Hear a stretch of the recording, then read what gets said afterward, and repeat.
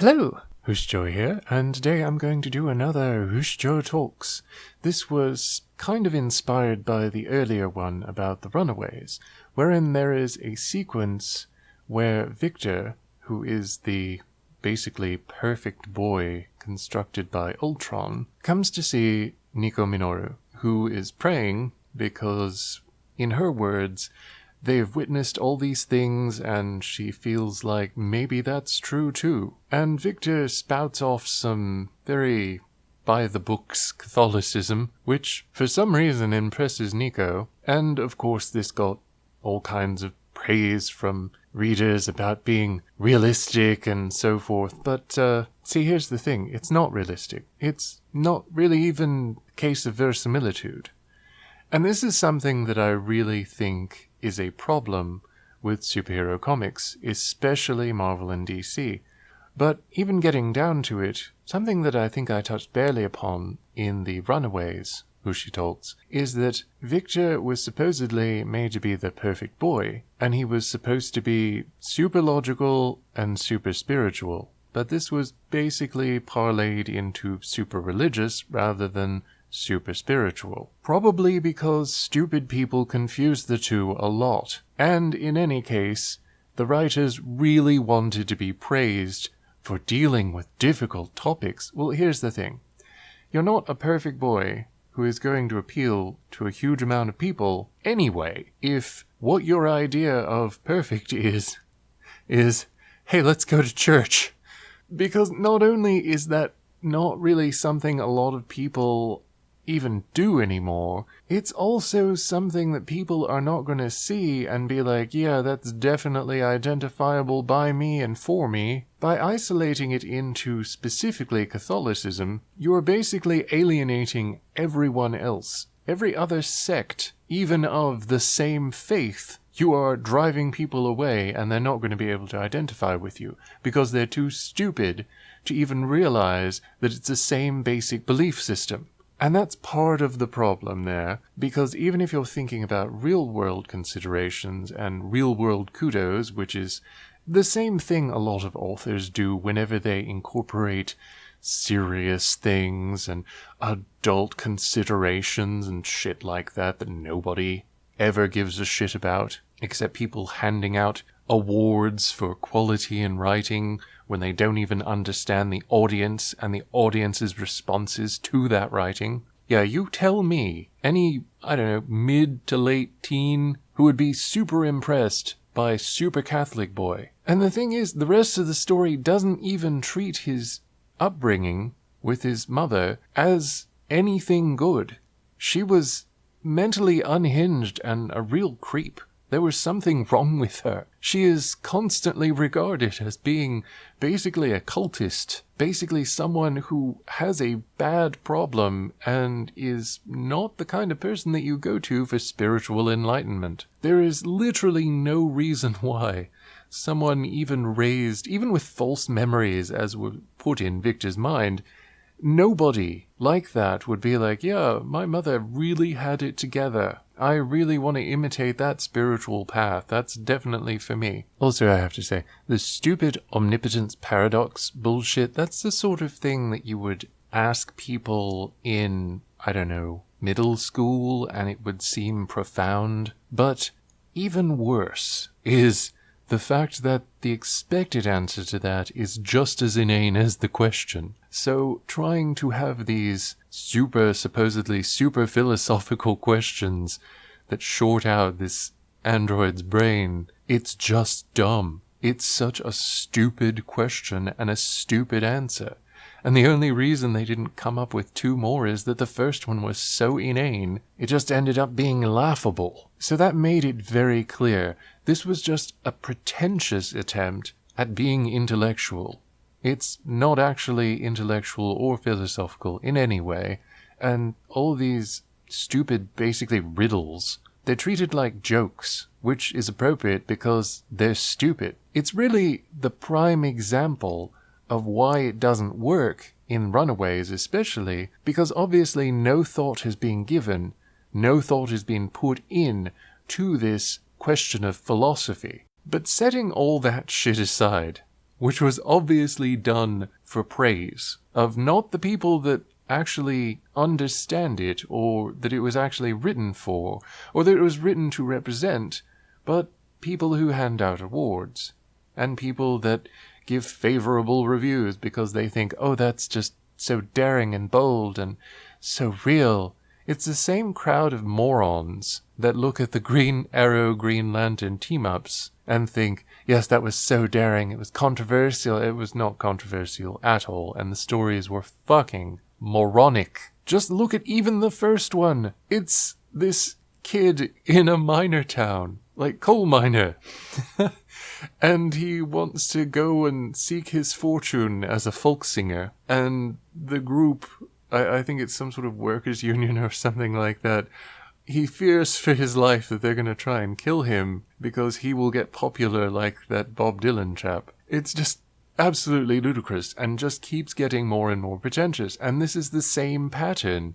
And it's like 30, 40 years later. It's ridiculous that people cannot recognize not only that these stories are extremely shallow and pretentious, but they are just clearly very much done to get that positive response by an artificial stakes on the line. They didn't risk anything with that. In fact, even the horribly oppressive censor board of the Comics Code didn't even have a problem with that storyline. It was not particularly well received, particularly well written, and particularly well remembered, except by people that don't actually read it, or they have so much build-up that it cannot help but have exactly the effect that they built themselves up to have with it. Even getting apart from that, even getting away from all that fuckery, monotheistic religions would never ever ever be regarded in such a normative way in these universes. Marvel and DC, there's no way. Both companies have beings that are on the level of a deity, some of which are actual gods. And don't start the big G little g debate. I don't care for it. It's largely stupid, and it accomplishes nothing. This is what they've been defined as in that world. They can do things at that level, and, I mean, look at it. Look at the Eternals, the Endless, the New Gods, inhabitants of the planet Apocalypse, the Lords of Chaos, the Lords of Order, Hercules, Ares, Wonder Woman. Even Zeus and Hermes are around. Superman is rather godlike. Circe was a member of the fucking Avengers. Thor, a very often seen member of the Avengers. They have been to Asgard. They have been to these other realms that do exist. They're not always well written, but these figures and forces do exist in the world and are operating on a cosmic level. Galactus, the Phoenix Force. There's just an unending list of things that even an average person would have to have been exposed to at least one of those things. If not directly, then indirectly, and they would know of its existence. Monotheism doesn't really work in a universe like that. If anything, they would be regarded as oddballs. Probably dangerous cultists like Victor Mancha's mother. These would be not the normal people. These would be the freaks that for some reason believe in a deity that has not in any way effectively manifested itself and continues to have no real effect on the world because there's nothing to identify that deity with anything that they've supposedly done. It's just attributing something to someone that doesn't even accept the attribution. At best, a monotheistic religion's god in the Marvel or DC universe is a neglectful asshole that never deigns to appear, and if he ever does anything for his followers, it is with strange amount of plausible deniability. And the thing is, it could be handled differently, but it never is. It's always with this borrowed depth that is artificial, and it's not even something that these people are thinking of. They're just borrowing depth. They're borrowing profundity, and it's extremely pretentious. But it's also, if you look at it with even a degree of realism and realistic logical thought, or even unreasonable thought. Like, look at this as some idiot would. What is some idiot supposed to think when you've got the god of thunder, Thor throwing around his hammer, defeating alien invaders who are here to just subjugate the planet. And then you have someone come up to you and say, have you accepted Jesus Christ into your life? Who? In this universe, a lot of people probably would just be like, well, does he do anything? Is he on any of these superhero teams? And I'm not trying to disparage or belittle any of these belief systems. I don't particularly care for organized religion, but my point here is that a lot of the time it is used in a pretentious way by authors to try and make themselves seem more informed and more willing to address subjects that we are not supposed to talk about. You know, politics and religion, got to avoid those. But it's not really deep, it's not really mature, and there's really nothing to it. A spiritual path is a personal path. It is an individual path that a person must individually decide on. And while it may work if you are doing an independent comic that is based in a world that is essentially our world, these universes have developed to the point where they are not even remotely identifiable as our world. They are far advanced. They have alien technology. They have overtly existing magic, wonder, and deities above all. It makes people like some of the skeptics that followed, for example, the Phantom Stranger, which is yet another character that operates on a godlike level. Like the skeptical character that followed him around and tried to constantly naysay him. That's so stupid.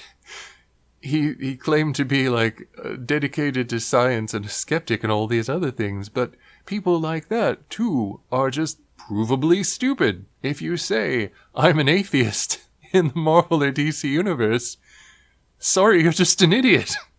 There are gods on the streets. So I just really would like it if more writers would avoid this kind of exploitative way of doing things, because you're basically exploiting someone's religion or someone's beliefs, and most of the audience that you're trying to impress don't even take it seriously anyway, and in any case, they're not thinking about the fact that they're reading that in a comic. They're just thinking, oh yeah, that's sort of like our world, that's sort of like reality, that seems realistic because that seems like something that would happen. But see, it's not, because the characters aren't consistently like that, and the world and the setting where they are doesn't make any sense for that to happen. It's a lot of the same problem that I have with writers that try and incorporate things to give their work gravitas that it doesn't deserve and weight that it really doesn't have. It is an illusion of depth, an illusion of weight or profundity, an illusion of thought and intellectualism. It is a fake intellectualism with it. It is a fake attempt at being philosophical. And yes, I know, a certain amount of suspension of disbelief is necessary for a lot of stories. However, when stories are told and universes are made, elements have to be consistent with each other in that universe, in that setting. The consistency is of paramount importance, and it is so often neglected. It bothers me tremendously, especially when it's the case of using a group to make yourself look somehow more intelligent or more relevant or more daring, when it is, in fact, none of those things. If you want to make it really look good, be consistent with what you are establishing as a setting. Think twice about making characters just parrots with affectations, and I will also urge, please do avoid spiritual, philosophical, and religious topics if you're writing a superhero comic. It almost never works. It always looks pretentious, and even if you have something to say, you're rarely going to say it in an effective way in that particular genre and that particular medium. It really doesn't have much of a place there. But if you're going to do it, please, at the very least, don't be exploitative in doing it. Don't try and take someone's real beliefs and turn them into something that you have a character spout off just so you can claim that you're a profoundly spiritual, philosophical, intellectual, and well-thought-out person. Just as my philosophy tends to be in sequential art storytelling, show don't tell, that is something that has to be borne out by your actions. Show it, don't just tell us something that we're supposed to believe. And maybe then you'll achieve the same sort of praise and respect that you clearly want by what you're writing. In any case, thanks for listening. You're welcome. See you next time. Bye.